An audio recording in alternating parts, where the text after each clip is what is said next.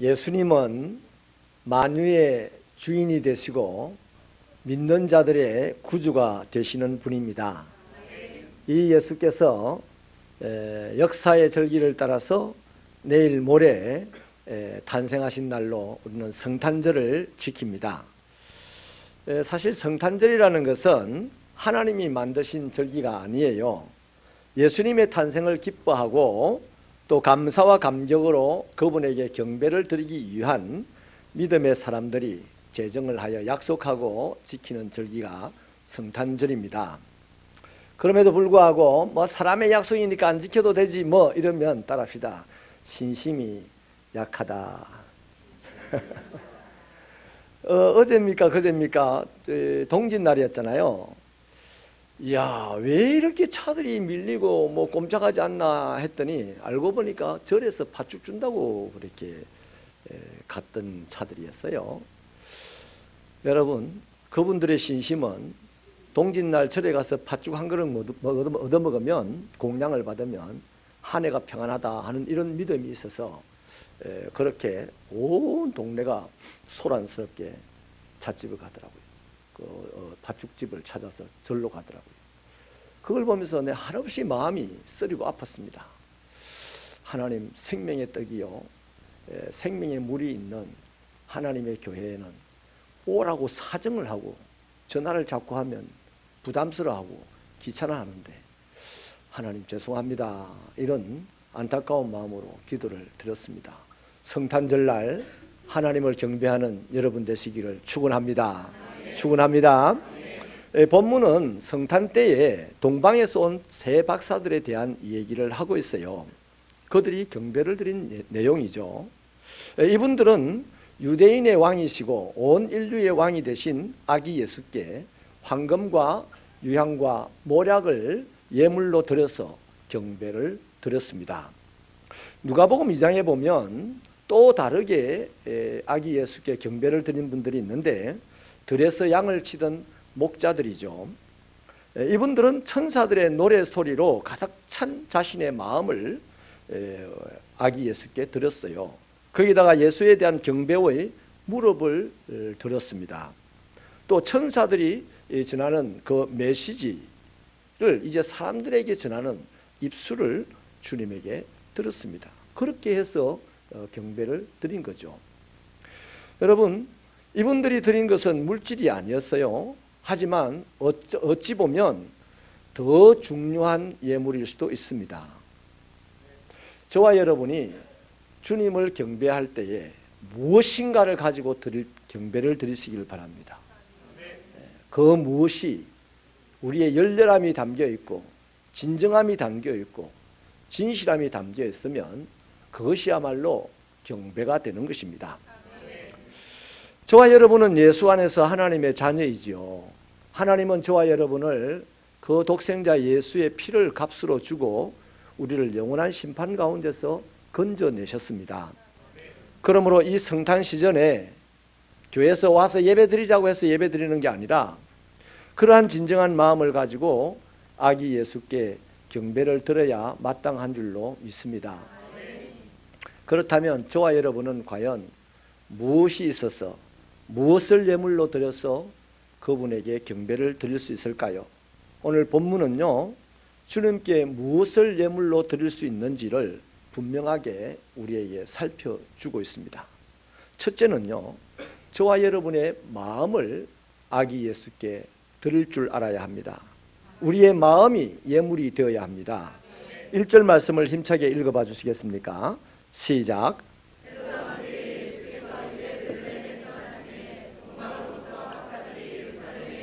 말하되, 이 박사들은요, 점성술가이기도 하고 천문학자들입니다.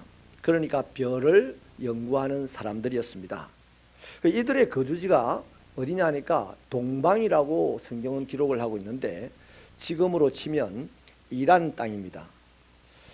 그러니까 이분들이 유대 땅까지 오려고 하면 지금이야 비행기로 3시간 정도 걸릴 것이고 열차를 이용하면 한 이틀이면 넉넉히 도착을 할 것인데 당시는 낙타가 유일한 최고의 교통수단이었잖아요. 그래서 그분들이 그 당시에 자기 나라에서 유대 땅까지 오려고 하면 적어도 네 달을 걸려야 했습니다. 이렇게 먼 길이라는 거죠. 길만 먼 것이 아니고 그 길이 사막과 광야의 길이라서 험악했습니다. 강도들도 우글거렸습니다. 지도 또한 그들에게 없었습니다. 그저 별을 따라서 넉 달을 걸어가야만 하는 그런 길이었습니다. 이런 상황에서 여러분 같으면 아기 예수께 경배드리러 가겠어요? 뭐가 있어서 경배드릴 수 있는 분이 아닙니다. 예수는 우리가 가진 무엇이 있어서 드릴 수 있는 게 아니고 경배드릴 수 있는 게 아니고요. 먼저 마음이 있어야 합니다. 이분들이 이렇게 험악한 환경 속에서 상황 속에서 그 먼 곳까지 가서 아기 예수께 경배를 드린 것은요. 마음이 있었기 때문에 가능한 거예요. 그래서 무엇을 하기 전에 마음부터 드려야만 하는 겁니다. 마음 안 드리고 하면요. 다 사단이 나요. 사단이 난다. 여러분 하나님은 우리의 외모를 보시는 분이 아니고 마음 중심을 보시는 분이지 않습니까? 신명기 8장 2절에서는요. 하나님께서 우리 마음이 어떠한지 우리 마음을 살펴보신다고 하고 있습니다. 이런 차원에서 동방박사들은 주님을 찾아 길을 떠나기 전에 이미 들었어요. 뭐 황금과 유향과 모략을 드리기 전에 이미 주님에게 뭘 드린 게 있습니다. 뭐냐 하면 그들의 열렬한 마음을 드렸습니다. 찬송을 드리기 전에 열렬한 마음을 드리시기 바랍니다. 예배를 드리시기 전에 여러분의 열렬한 마음을 드릴 줄 알기를 축원합니다. 누가복음 7장에 보면 예수님께서 한 바리새인, 경건한 바리새인의 초대를 받아서 식사를 하십니다. 그런데 거기에 죄 많은 한 여인이 나타났어요. 성경이 죄 지은 여인이라고 말을 하는 걸로 봐서 그 동네 모든 사람들이 이 여자를 심각한 죄를 범한 여자라는 사실을 안다는 거죠. 공개된 범죄자라는 것입니다. 그런데 이 여인이 다짜고짜 밥 먹는 예수님 발 앞에 엎드려서 얼마나 눈물을 쏟았는지 예수님 발이 그 눈물에 흥건히 젖었다고 그럽니다. 그래서 그 눈물을 자신의 머리로 닦았습니다. 젖은 발을. 그리고는 그 발에 입을 맞춥니다. 그리고는 자기 평생 모은 이 향유를 옥합을 깨뜨려서 그 향유를 그 발에 부어 들었습니다. 여러분 참 멋있는 행동이죠. 오늘 우리가 볼 때는 주님에게 멋있는 것을 드렸어요. 여러분 자기 전 재산을 드렸습니다. 그런데 그보다 더 중요한 것은 마음을 다 드렸어요. 이해가 되기 쉽게 말씀을 드릴게요. 이 여인이 공개적인 죄인이었기 때문에 공개된 장소에 나설 수 없는 사람입니다.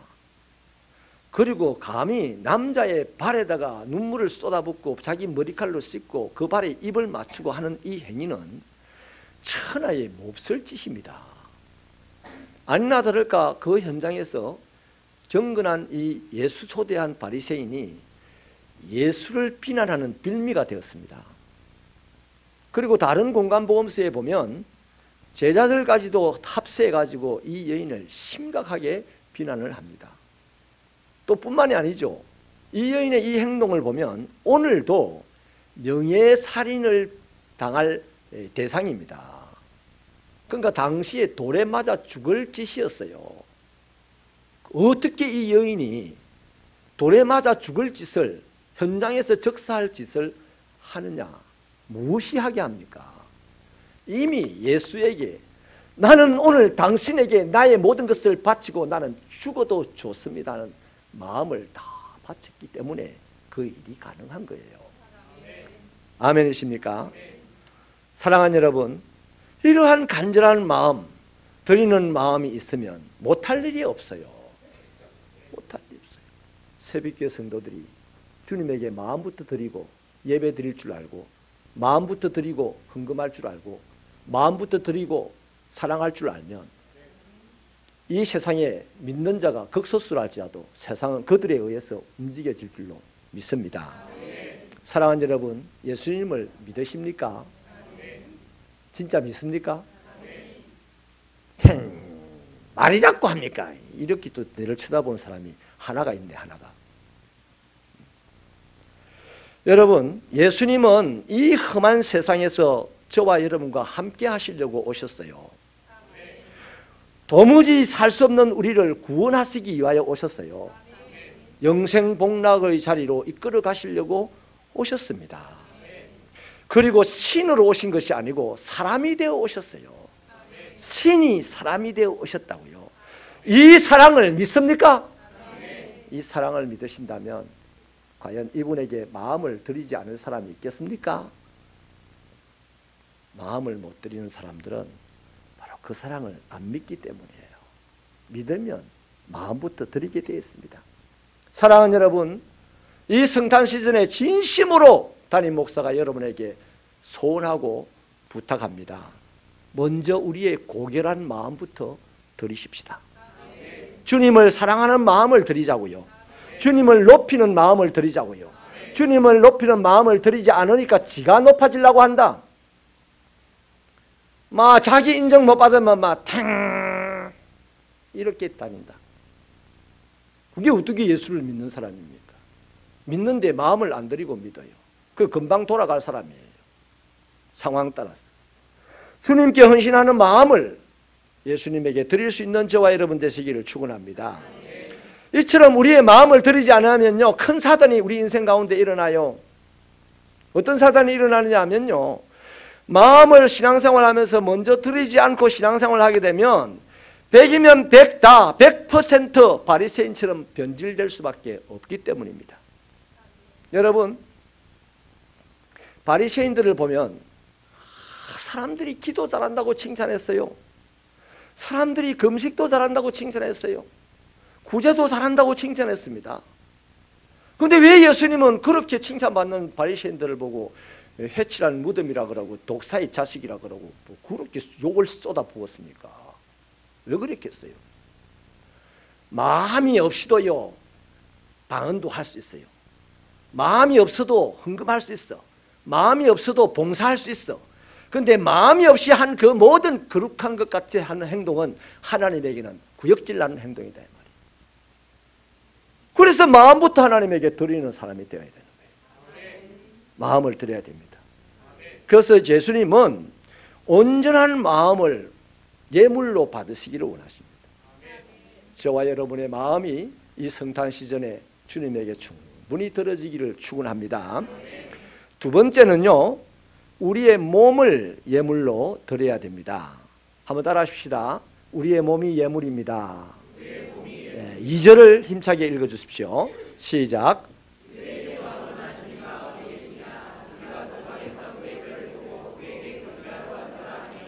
아멘.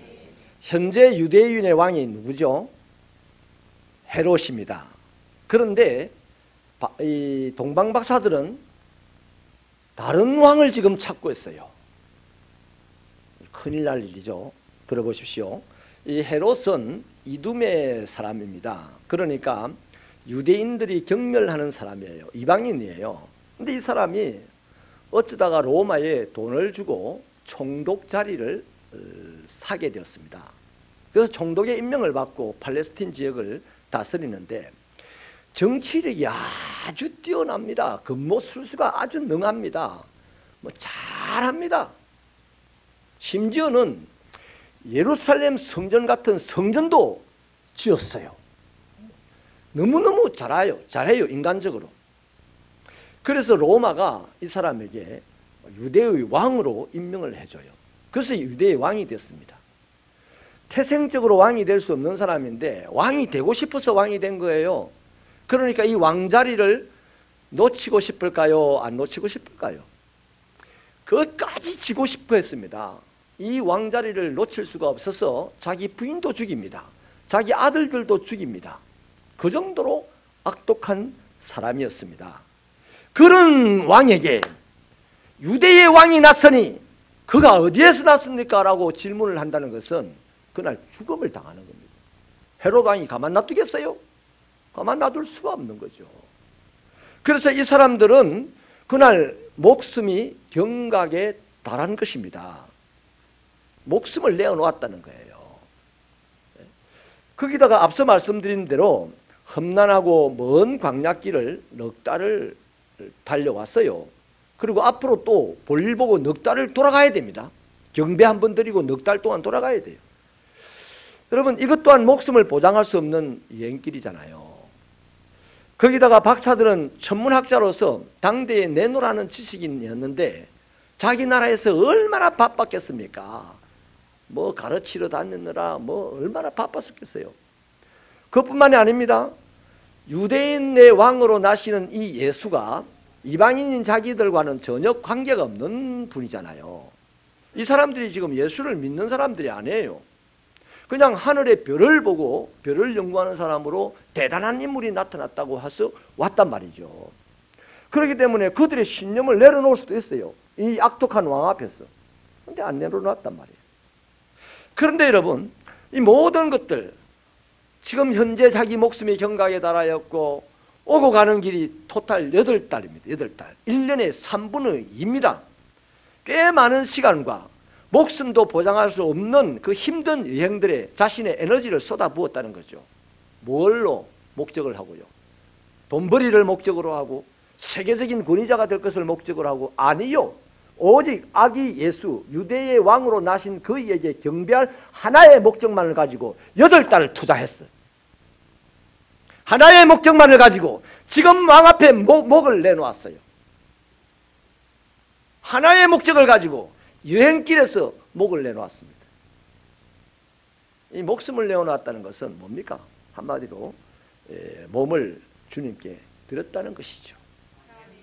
여러분, 몸을 드리시기를 바랍니다.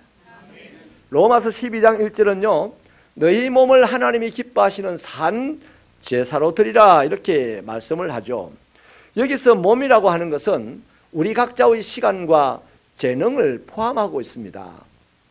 그렇기 때문에 몸은 우리의 구체적인 삶을 의미하는 것이죠.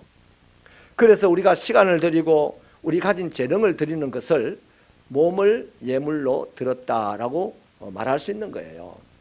여러분, 새벽 기도를 열심히 하시는 분들이 있죠.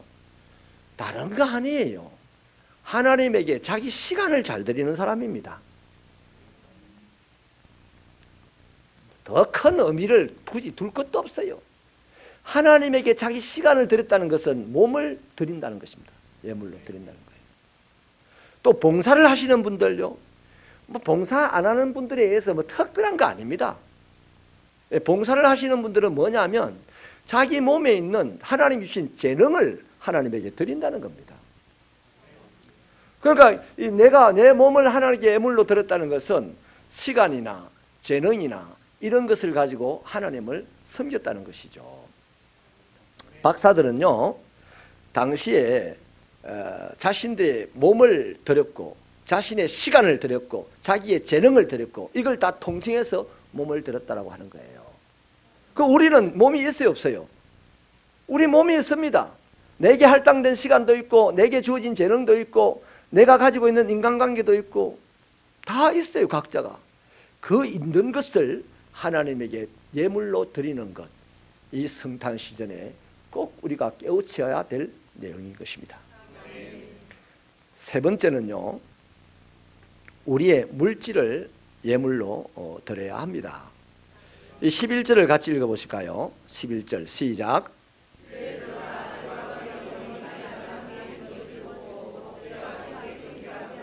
보배합을 열어 황금과 유향과 모략을 예물로 드리니라.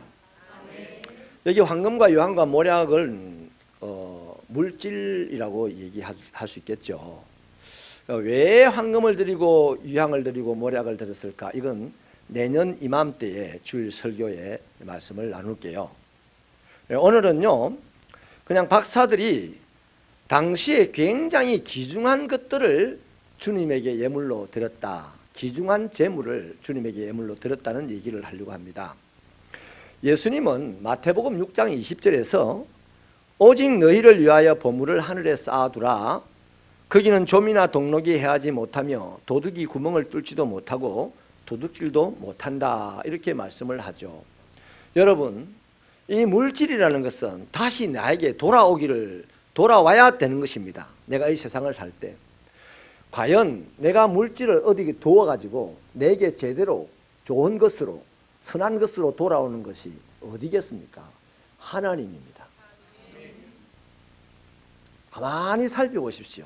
뭐 내 즐거움을 위하여 물질을 줄 수도 있고 또 뭔가 목표를 위해서 물질을 줄 수도 있고 하지만 세상에서 일어난 사건들과 괴로운 일들의 대부분이 뭡니까? 바로 거기서 나타나는 거예요. 그러나 하나님에게 물질을 두면 하나님은 그것을 1000배, 만배로 우리에게 갚아주시는 분이 하나님이십니다. 여러분 그것을 믿으십니까? 믿습니까? 진짜예요. 여러분 사람들이 성경에도 보면 물질을 주님께 드렸는데 주님이 그 물질을 가지고 더 크고 놀라운 영광과 기적을 대갚아 주는 것을 우리 성경에 많이 보지 않습니까? 오늘 몇 사람들만 구체적으로 볼게요. 베데스다 언덕에서 한 소년이 물고기 2마리와 빵 5개를 주님에게 드렸습니다. 주님은 그것으로 5,000명의 장정을 먹이고 12강주리가 남는 놀라운 기적을 보여주셨습니다. 그 기적도 중요하지만 그 기적이 일어나는 동인이 되었던 이 소년의 일생 동안 어떤 자신감으로 살겠어요? 대단한 자신감으로 살 겁니다. 물고기 2마리와 빵 5개 보잘것없는 것이지만 주님께서 쓰시니 대단한 것이더라.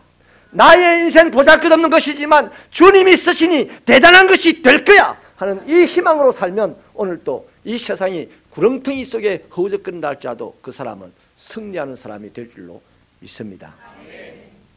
막달라 마리아는요 자기의 전 재산 향유옥합을 깨뜨려서 주님에게 드렸죠. 그래서 지금까지 복음이 증거되는 곳곳에서 막달라 마리아의 이름이 아직도 회자되게 하셨습니다. 바나바는 어떻습니까? 밭을 팔아서 그 값을 사도들의 발 앞에 두었습니다. 그랬더니 온 교회가 그 바나바를 통해서 위로를 받았습니다. 여러분, 위로가 적습니까? 위로를 받았다고 인사하는 것이 적습니까? 인물이 되는 것이죠. 얼마 전에 보니까요, 점심을 먹다가 한 선교사님이 이 전립선 암이 이렇게 퍼져가지고 이제 사경을 헤매는데 이분도 또 필리핀에서 선교하시는 선교사님이었어요. 이 선교사님이 한국에 와서 항암 치료를 받고 있는데 막 울더라고요. 그 CBS 새롭게 왔었어요. 나오는 내용인데요. 근데 그 아이들이 이제 뭐 8살, 7살 이래 먹는 아이들이요. 필리핀의 아이들이 하나님 우리 패스터 건강하게 해주세요. 우리 패스터 암 고쳐주세요. 하나님 우리 패스터가 우리에게 다시 돌아오게 해주세요 하면서 막 닭똥 같은 눈물을 흘리는데요. 그 선교사님이 뭐라고 하냐면 자기는 이 일로 인하여서 하나님께 부름을 받아도 행복하대. 왜? 누군가를 위해서 저렇게 열렬하게 기도할 수 있는 인생들을 만들었으니 얼마나 멋있습니까? 그리고 그분은 다시 또 항암 치료를 마치고 필리핀으로 가시더라고요. 그리고 그 아이들은 또 얼마나 행복해 하겠습니까? 사랑하는 여러분, 빌립보 교회는 가난한 중에서도 헌금을 많이 했어요. 그걸로 말미암아 예루살렘 교회가 구제를 받았고 또 바울 사도가 일평생 온 세상에 복음을 전가하는데 넉넉한 쓰임이 되었습니다. 여러분이요, 뭐 이런 것뿐만 아니라 이렇게 많은 주님께 드려서 놀라운 영광과 기적이 일어난 내용들을 성경은 수없이 보여주고 있어요. 그 성경의 주인공들이 되시길 바랍니다. 그러한 사람들의 삶의 역사가 오늘 이 자리에서 우리들 가운데서 우리 생활 가운데서 나타나게 되기를 주님의 이름으로 축원합니다. 이렇게 드린 물질을 일컬어서 주님은요 빌립보서 4장 18절에서 이렇게 말씀하시죠. 이는 받으실 만한 향기로운 제물이요 하나님을 기쁘시게 한 것이라. 마태복음 6장 21절에서도 예수님은요 제물이 있는 곳에 마음도 있다고 말씀을 하셨어요. 이걸 뒤집어 보면 마음이 없으면 제물도 안 드린다는 겁니다. 제물이 돈인지 어떤 물건인지 알 수 없지만은 마음이 있으면 제물을 드릴 수가 있다는 거예요. 여러분이요 조금 분위기가 싸해지는데 이상하게 이 돈소리, 재물소리만 하면 우리는 긴장을 하는 것 같아. 그러지 마시라니까.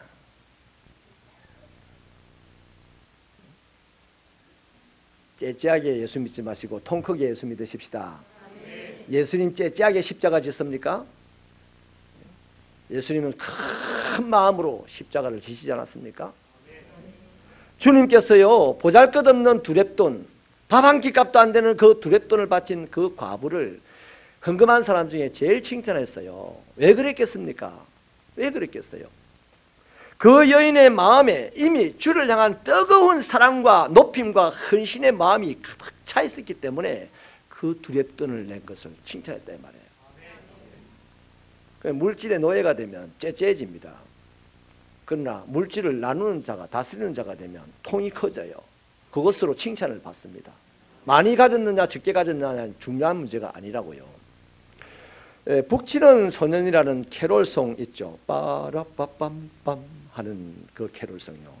제가 원곡을 한번, 원가사를 읽어드릴게요. 들어보십시오. 그들이 말을 했어요. 새로 태어난 왕을 보러 가자고 말을 했어요. 가장 좋은 선물을 가지고 가서 왕 앞에 드리며 그분을 경배하자고 말을 했어요. 우리는 가서 어린 아기를 배웠어요. 나는 가난한 어린 아이여서 아무것도 드릴 것이 없었어요. 빠라빰빰빰 빠람빰빰빰. 그래 그것이 내가 왕께 드릴 가장 좋은 선물이야. 빠라빰빰빰 빠름빰빰빰. 새로 태어난 왕이시여 내가 왕을 위해 북을 쳐드릴까요? 빠라빰빰빰. 그때 마리아가 고개를 끄덕였어요. 소와 양들도 그렇다고 장단을 맞추었어요. 나는 왕을 위해서 북을 쳤어요. 빠라빰빰빰 빠름빰빰빰. 나는 최고의 기술을 발휘해서 북을 쳤어요. 빠라빰빰빰 빠름빰빰빰. 그때 아기 왕께서 나를 보고 미소를 지었었어요. 나와 내 북을 보고 미소를 지었었어요. 빠라빰빰빰 빠름빰빰빰. 이 빠라빰빰빰 빠름빰빰빰 북치는 소리 여성어입니다. 그 아이가 아기 예수께 경배를 드리러 가자 할 때 아무것도 가진 게 없어서 갈까 말까 망설여졌겠죠. 그런데 자기의 손에 북이 하나 들려 있어요. 그래서 그래 북 소리를 내가지고 경배를 드려야 되겠다. 그래 가서 북을 빠람빰빰빰 빠람빰빰빰 하고 쳤더니 마리아 어머니도 좋아하시고 또 짐승들도 좋아하시고 아기 예수님도 좋아하시더라고요. 그래서 신나서 더 쳤어요. 그러니까 기술이 좋아지네. 그 사람은 세계적인 북의 대가가 되었을 줄로 믿습니다. 처음에 무슨 기술이 있었겠어요. 양을 치는 그 북으로 양 칠 때 쓰는 그걸 가지고. 오늘 저와 여러분이 아무것도 가진 것이 없어도 나에게는 몸이 있어요. 그 몸 안에는 시간도 있고 재능도 있어요. 나에게는 주님이 주신 마음이 있어요. 그 마음으로 내 가진 모든 것들을 동원하여 열렬히 주님에게 드리겠다는 이 경배의 정신만 가지고 있으면 온 세상에 하나님의 영광이 가져가게 될 것이고 하나님의 평화가 세상에 그냥 펑펑펑 하고 막 터져 올 것임을 믿습니다. 근데 이 시대에 그런 사람이 없어요. 한 새벽교회가 그런 교회가 되고 새벽교회 성도들이 그런 사람들 되기를 축원합니다. 이제 말씀을 마치겠습니다. 예수님께서 베들레헴 구유에 탄생하셨잖아요. 그는 우리들을 구원하시고 우리들을 다스릴 우리의 왕으로 탄생하셨지 않습니까? 예수님이 마구간에서 말구유에 태어난 것 때문에 집집에서 예수 못 믿는 사람도 있어요. 왕으로 태어났으면 나 얼마든지 예수 믿겠어. 하루에 한 명씩 죽은 자를 딱딱 살려내시는 그분이면 내가 그냥 지금도 내 재산 팔아넣고 그냥 예수 따라가겠어요. 그런데 지금 우리 앞에 하루에 한 명씩 딱딱 예수 믿고 살아난 사람이 있습니까? 우리 앞에 예수 믿고 그냥 대통령이 팍팍 되는 사람이 있습니까? 억지로 대통령 되니까 헤롯처럼 대통령 자리 지키려다가 망가지는 사람들밖에 없더라고. 그런 거 다 내려놓고 차라리 북치는 소년처럼 내가 지금 진정한 마음으로 그분 앞에 경배를 드리면 내 작은 물질 하나라도 열렬하게 그분 앞에 드리면 하나님의 영광이 임하고 하나님의 평화가 이 땅에서 나타날 줄로 믿습니다. 그러니 저와 여러분은 동방박사들처럼 목숨 걸고 예수 믿어야 돼요. 동방박사들처럼 모든 것을 동원하여 예수 믿어야 돼요. 그럴 때 우리는 이 세상을 차지하고 세상을 살리는 위대한 인생을 살 줄로 믿습니다. 바로 이러한 사람들로 인하여서 하늘의 영광이 이 땅에 울려 퍼지게 되고 하나님의 평화가 이 땅에서 생명의 꽃으로 피어나게 되는 것입니다. 권세자 아니요, 부자 아니요, 마음을 열렬하게 드리는 그리스도인, 몸을 정성껏 드리는 그리스도인, 물질도 적은 것이라 할지라도 많은 것이라도 아까워하지 않는, 그분 앞에서 아까워하지 않는 것으로 드리는 그분에 의해서 하나님의 나라는 이 땅에서 왕성하게 이루어지니 새벽교회는 그런 성도들이 되십시다. 그래서 내일은요, 24일입니까? 내일 저녁에는 우리들의 몸을 드려요. 많은 부서들이 몸을 들어서 주님의 탄생을 즐거워하고 축하할 겁니다. 여러분들도 시간을 내셔서 오셔서 함께 영광과 경배를 돌리십시다. 그 다음 화요일은 성탄절입니다. 아무것도 아닌 돌을 믿는 저 불교 신자들도 차가 미어 터지도록 그냥 길이 그냥 1시간씩 밀리도록 이 시골 구석을 찾아 들어오는데, 우리 온 세상 사람들이 다 못 온다 할지라도 예수를 믿는다고 하시는 분들은 25일 날 하나님을 경배하십시다. 근데 이것이 그날로 땡 하지 마시고 내 일생 다 가는 날까지 그런 날로 만들어가는 능력 있는 교회 성도들이 되십시다. 기도하겠습니다.